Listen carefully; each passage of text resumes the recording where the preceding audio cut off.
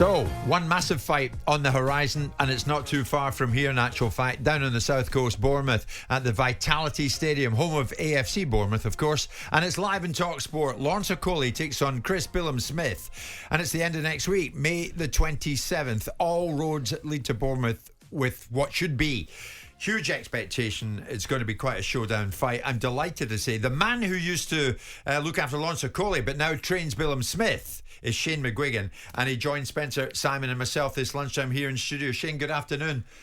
If anybody knows what might or might not happen in this fight, it's you. So what can we expect? Well, it's a big difference whenever you've got 10-ounce gloves on and when they have sparring gloves on and head guards, as Spencer knows, but between the two of them, when they used to spar, it was always a great spectacle. I mean, who would come out on top with those, Shane? I mean, you must have seen them spar numerous rounds together.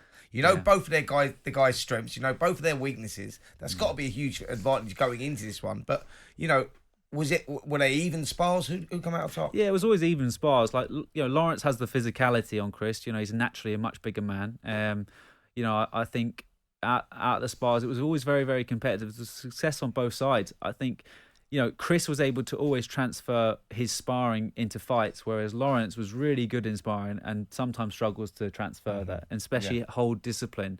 But they both got a lot of success with each other. And, we wouldn't be taking this fight if we didn't believe we could win. What did you take from the Lawrence Okolie performance against David Light last time out? Because, I mean, that arena was emptying after 2 or 3 rounds. People were very disappointed with it. I think it's fair to say that Lawrence's timing was out.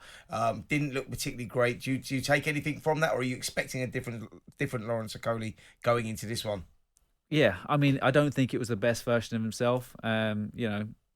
I genuinely believe the best Lawrence Okolie was in my gym. I think when all of those competitive rounds were going on, that was with a guy that was at the height of, using his physical strengths. And I think if he turns up on next Saturday night boxing that way, I don't see him winning. But I also know that he will revert to type, and he knows what Chris does well. He knows what he can't switch off with Chris as well. So it's an amazing story, and I think for me, I know what they both do really well, and look, I never fell out of Lawrence. It was we agreed to separate amicably, but why Shane?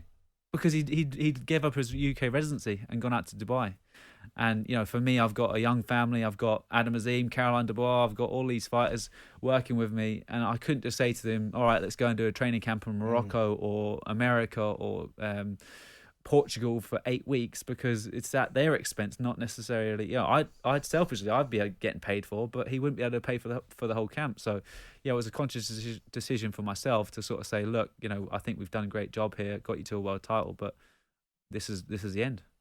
Wow, I suppose that's what happens. So, in other words, Billam-Smith might gain out of that situation that Shane's describing with Okolie, Simon. Yeah, to a point. I mean, at the end of the day, Shane's not going in the ring. Lawrence Okolie is. So it's incumbent upon the two guys in the ring. But what Shane will be able to bring, that they know one another. These guys know one another. They respect one another as well. It will be about who turns up on the evening. I've got to tell you, sparring as well. Sparring and competing, at competitive matches, two totally different things. Totally different. The head guards, the big gloves. Yeah, it's two totally different. So, but they'll both be going in there. Chris is going in there. If I cuff him with them little short shots on the inside, Lawrence is thinking, if I can break the guard in 18s, guess what I can do with 10s? Yeah.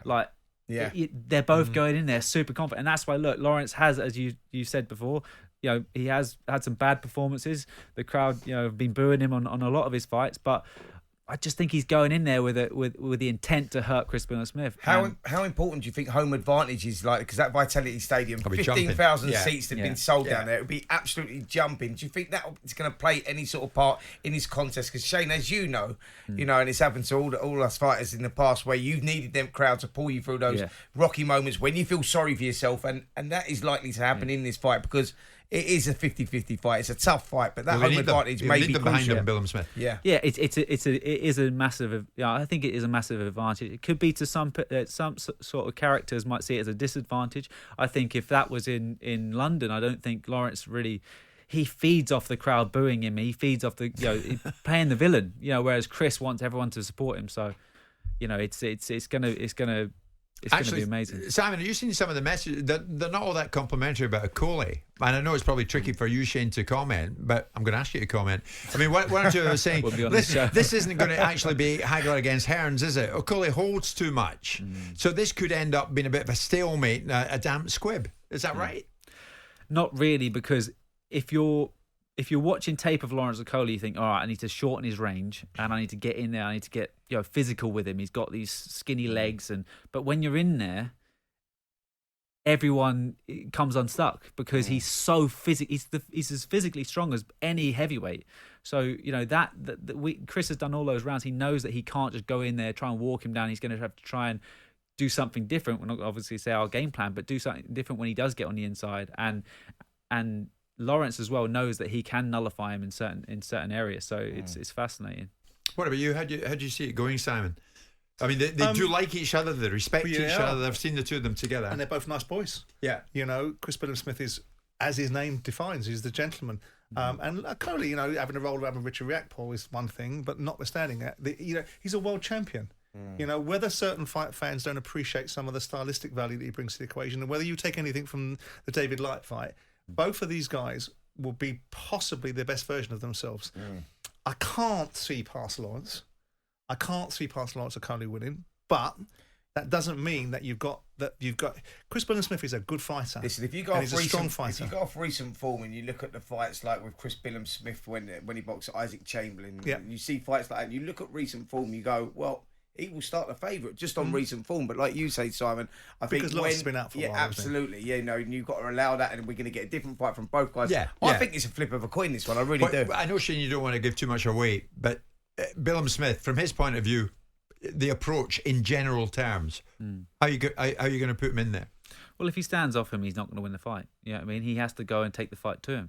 And I think the difference is that you said about Riakporhe and Lawrence. That to me would be a boring fight. Two guys that like to counter punch, and I think it would be a boring fight. But Chris, he can't even be in a boring spar. He just always gets stuck in, and I think he realizes that's where his success is. So, it's he's going to have to roll the dice. He's rolling the dice at home in front of 15,000, 16,000 people for a world title against a British fighter. It's what dreams are made of, and I think I just feel like the stars are going to align for him. I think he's going to get the win. Chris, that's his sort of character, though, isn't it? He likes to roll the dice. He does it every time. You see him go in there, and he's like one of those guys that likes to get in there, mix it up, and take the risk. Yeah, he puts bums on seats for that reason. Yeah, exactly. And he's got one of those world-class sort of styles that he jumps in, but he's also been hurt a few times in fights, and he's always managed to come back. So that's a talking point. I think. Do you see them hearing the final bell? I think we would struggle to win a fight on points. So I think I don't see. But also Lawrence is going to go in there thinking he can knock him out. So I'm not sure. I don't think it's going to be a boring fight. That's for sure. Jim White and Simon Jordan. Monday to Friday mornings from 10 on AM, on DAB, via the talkSPORT app and on your smart speaker. talkSPORT.